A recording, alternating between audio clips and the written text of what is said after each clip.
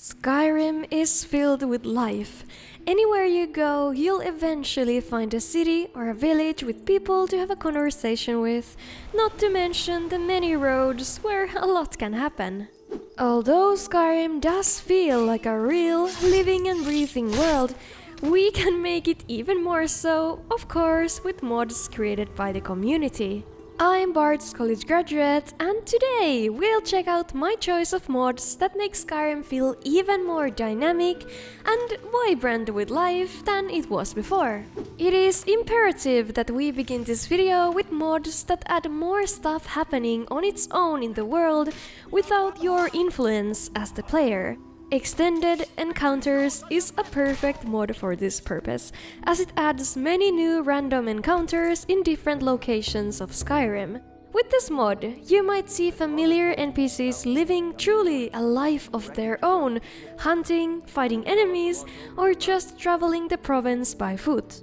When you're so used to seeing these characters in their usual spots, it's so great to see them out and about. Whether they're traveling, minding their own business, or keeping Skyrim's good people safe from enemies, it makes these NPCs feel more realistic and makes lines like this feel more believable. Making my way down the road from Iverstead towards Riften, and I saw Vex fighting off a couple of wolves. Stumbling across Youthgerd struggling to fight a bandit in the Whiterun Tundra was one of my favorite moments so far with this mod. It just felt so real somehow. And of course, helping her out here is the correct thing to do. The mod also adds adventurers, miners, headsmen, and others walking down to a town or a mine, adding some normal people on the roads too, and not just named NPCs. This mod also adds raids into the game.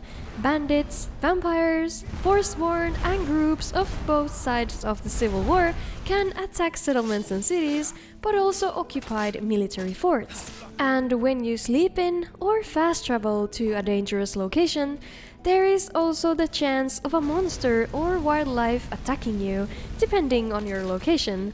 All in all, Extended Encounters does a great job of making Skyrim feel more alive and realistic by adding more people to the roads and towns, some of whom you already know, and more hostile encounters. And if you want even more of this sort of action happening in your game, also check out the mod Radiance Encounters, which I have linked in the description alongside all of the mods I'm featuring today. Wandering Merchants Skyrim and Solstheim is another mod that makes Skyrim feel a bit more alive. Sometimes the roads and taverns feel a bit too empty, and that's where this mod comes in handy, adding all in all 40 new named diverse NPCs in the game in mainland Skyrim and the island of Solstheim. These characters are wandering merchants with different backgrounds, as they are former sellswords, soldiers or bandits that have taken up a new trade. They're tough and can handle almost anything, so no wonder they feel comfortable traveling around the province, selling their wares, only their trusty custom backpacks on their back. With this mod, you have the possibility of lightening your inventory while on the road, not having to drag all the junk to the nearest store while populating the province with more people. I know I just showcased this mod in the recent Mods of the Moment video, but it is a must-have for a livelier Skyrim. Animated Carriage and its add-on mod, Animated Carriage Additional Route, bring life to the game like no other by adding real carriages moving on the roads of Skyrim and Solstheim. With the mod, there are now a lot of different carriages moving about, transporting people, and you can also hop on and enjoy the ride if you wish to do so, and hop off anytime you want. And of course, I must mention animated ships. It does the same thing, but adds ships instead, sailing through ports and in the sea and lakes too. You can embark on these ships and boats as well if you want to feel the cold sea breeze on your face and breathe the salty air. One of the coolest mod series out there is definitely Environs. These mods are also essential if you're aiming for a dynamic game world, so there's no better place to showcase them but now. The Western Watchtower is famous for getting attacked by the dragon Mirmulnir in the main quest line of Skyrim, but after the incident, it stays demolished for the rest of the game. With Environs, Whiterun Watchtower doesn't stay broken, the mod rebuilds the tower gradually over time after you defeat the dragon. Makes sense, as I think Whiterun should have the funds to rebuild it. The details are incredible as well, like the skull of the dragon that attacked the tower. Another great Environs mod takes also place nearby in the Whiterun Tundra, Environs, the ruined Tundra farmhouse. You know, there is that sad sight of a ruined house, which I have always wondered about. With the mod, the house is actually fine and intact at the beginning of the game, with 2 elderly NPCs living in it, but the farm gets destroyed in the dragon attack. After the incident, it'll be left in ruins just like in vanilla, but eventually there'll be a new person slowly repairing the house and it'll be rebuilt and moved in by his family. With these 2 mods and other Environs mods, the world feels indefinitely more dynamic and real, with the feeling of time actually passing in the game. Almost brings a tear to my eye. Onward we go! J Serpa has also come up with a mod that demonstrates the passage of time in the game in a clever way. Inspired by Red Dead Redemption 2, Immersive Death Cycle is a simple mod that makes animal and creature carcasses decay gradually over time until there's only the bones left. These bones can be removed with the activation key, and that gives you fitting ingredients or a bone meal. It'll take 4 in-game hours for the corpse to look half decayed, and 12 hours for only the bones being left. And if you're a necromancer and use your dark magic to rise these creatures, they'll use the custom models too, which is positively terrifying. I think it's cool that not only this mod affects wildlife, but also creatures such as giants and trolls. Such is the circle of life. All of these mods I've showcased so far add on to the feeling of natural time passing in the game, and the world simply happening without you having to be there to witness it. Now, let's add more life and make Skyrim feel less desolate by adding more towns in. This is a great time to showcase the amazing mods of Schlitzor, who creates new settlements and town mods to Skyrim, some of which are inspired by Tess Arena, making them quite lore-friendly. Let me show you around my favorite new towns. Near Darkwater Crossing, maybe on your way to Riften, you can stop by the lovely settlement of Vernim Wood. This place takes pride on its gorgeous views, and here you can sip your mead on a beautiful terrace lookout to the East March volcanic plains.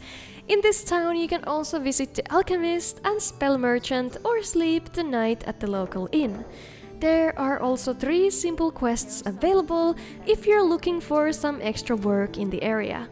Neugrad is located right next to Fort Neugrad, making this fort complex and overall area feeling completed. In the town, there are a lot of places you can visit. The general goods store, the blacksmith, inn, and there is even a player home available for you. And oh, almost forgot, the Fighters Guild Guildhall, which is a faction you can actually join.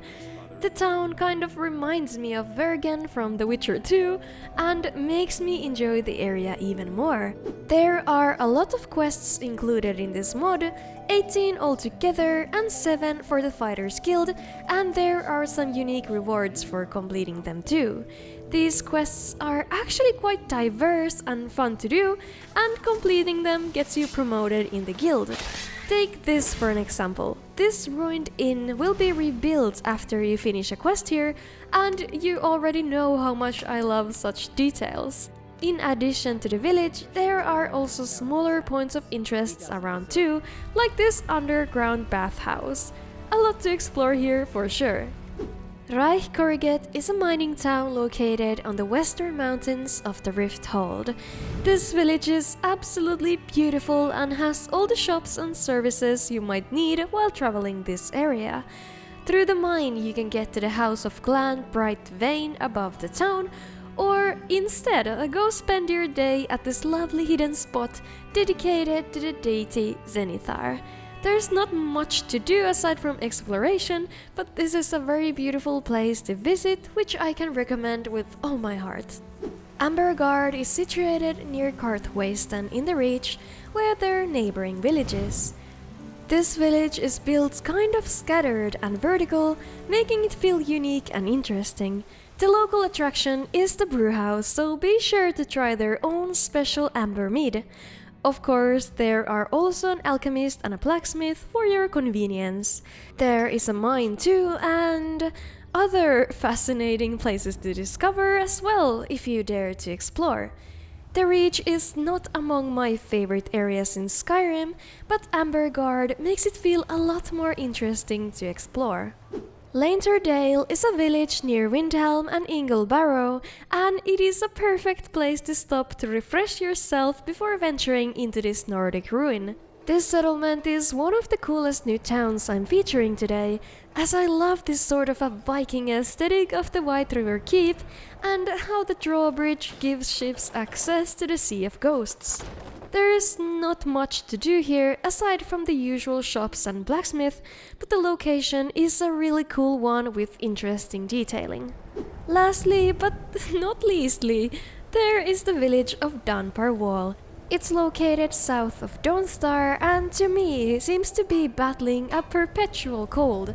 The village is small, vertical and huddled together, built on top of a Nordic ruin, the mighty Paleheart Tower, watching over the residents. The town is mostly just for immersion, but there are some services available such as the general goods store, inn, blacksmith and alchemist.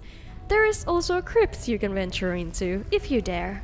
There are more towns available in addition to these 5 I showcased, so be sure to check them out if you're hungry for even more quality towns in Skyrim. Next, let's check out a couple of mods that make the NPCs of Skyrim feeling more alive, starting with More to Say. This mod's main mission is to expand Skyrim characters' dialogue while staying true to their personalities. I've been growing some really lovely vegetables. This is achieved by adding more things you, as a player, can ask from them, and all of the resulting dialogue is brought to life by either repurposing or splicing already existing voice lines. About the same as everyone else? They're the catfolk of elsewhere. The city guards might have new things to say or complain about their job, and there are a couple of guards with proper personalities too. You can also ask blessings from priests and babble to dogs, which is the best thing.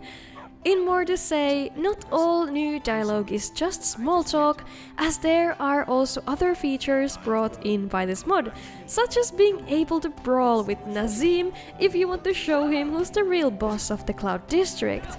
And you can repair your relationship with Sven or Findal after the Riverwood Love Triangle quests. There is also a quest to discover the secret of Rorikstead and other smaller quests added by the mod, in addition to other interesting features. All these things result in making the NPCs in Skyrim more fun to interact with, and the world at large feeling more lively and interesting.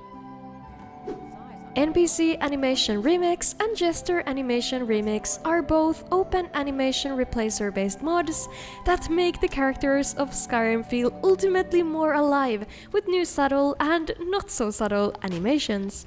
Now with NPC Animation Remix, the good people of Skyrim can scratch their heads, stretch their muscles, check their pockets in Riften, use the enchanting table with grace, pass out on the bar counter in a tavern, and so on with 22 new idle animations.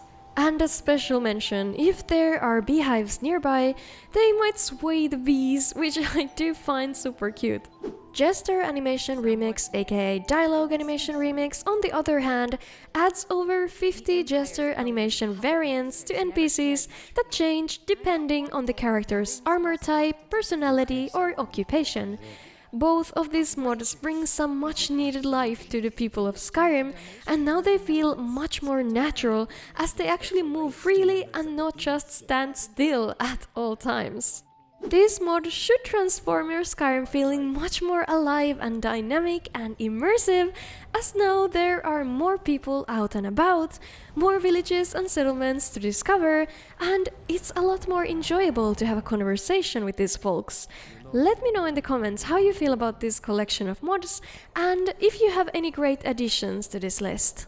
This video was co-produced by Kira, Ryan Ulrich, Sphinx, Dodepunker, and the Panicked Monk, as well as all my other Patreon supporters whom I appreciate so much. If you want to support the channel, check out patreon.com/bardscollegegraduate or consider joining as a channel member. Thank you so much for watching the video. Take care and see ya!